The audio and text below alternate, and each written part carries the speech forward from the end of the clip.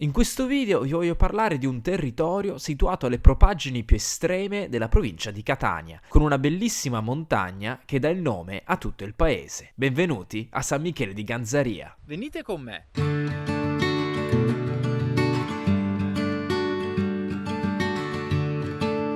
San Michele di Ganzaria è un paese che sorge a 490 metri di altitudine, ai piedi della montagna della Ganzaria, facente parte della catena dei Monti Erei. Ci troviamo alle più estreme propaggini del Calatino, ossia di un comprensorio all'interno della provincia di Catania, ruotante attorno al comune di Caltagirone, il più grande e popoloso di tutto il comprensorio. Curioso è il termine Ganzaria, associato prima alla montagna e poi al paese, e si pensa che derivi dall'arabo e che voglia dire cinghialeria, ad indicare come in queste zone anticamente si cacciavano i cinghiali. La fondazione di San Michele di Ganzaria risale all'anno 1000 e fu dovuta probabilmente agli arabi. Il casale continuò ad essere abitato anche dopo la cacciata degli arabi e, durante la dominazione angioina, fu eretta la chiesa di San Michele Arcangelo, detta anche Fanum Gallorum, ossia il tempio dei francesi. L'edificio ad oggi si presenta restaurato più volte, presenta dalla metà dell'Ottocento una facciata in stile gotico cistercense, caratterizzato da linee semplici e da due finti portali a sesto acuto. Le due torri campanarie sono state aggiunte nel corso del Novecento.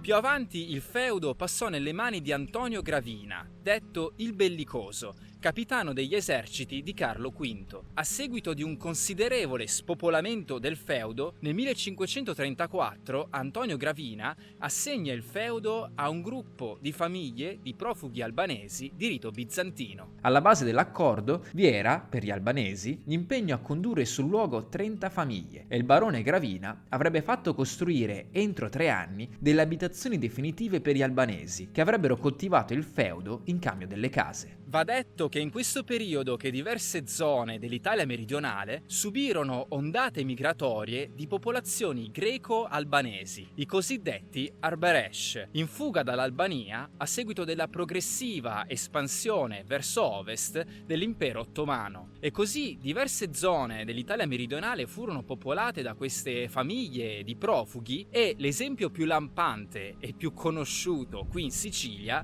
è dato dal paese di Piana degli Albanesi. Il casale da allora fu chiamato Casale dei Greci e si trasformò così in paese. Tuttavia, la comunità ha perso nel corso degli ultimi secoli sia l'uso della lingua Arberesh che le proprie tradizioni, venendo assorbita dalla circostante realtà locale.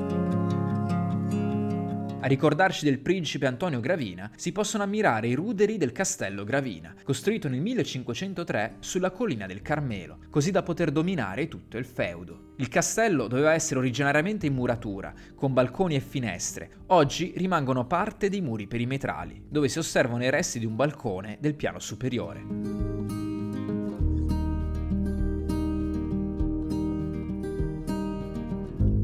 In compagnia di Mario Guccione, profondo conoscitore del territorio, ho avuto modo di scoprire la montagna della Ganzaria, montagna facente parte della catena dei Monti Erei. Grazie a Mario ho scoperto le grotte incatusate, delle sorte di kanat aventi lo scopo di convogliare l'acqua piovana che percolava dal terreno su delle cisterne, attraverso delle canalette che sfruttavano la pendenza del suolo.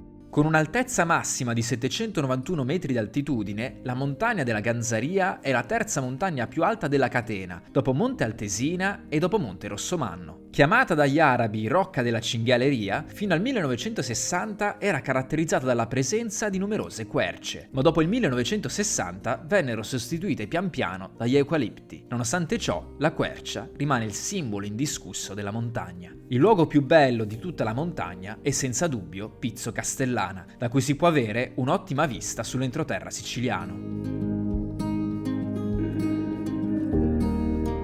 Interessante inoltre è che nei pressi della montagna, presso Piano Cannelle, è presente una vasta necropoli costituita per lo più da tombe a fossa terragna di forma rettangolare o trapezoidale. La necropoli, messa in luce durante alcune recenti campagne di scavo, si sviluppò prevalentemente dall'età imperiale romana fino all'età bizantina. L'area è conosciuta dai locali come il cimitero degli antichi. È curioso come le tombe siano disposte attorno ad un edificio a pianta rettangolare a 3 navate, con abside circolare. orientato ad ovest.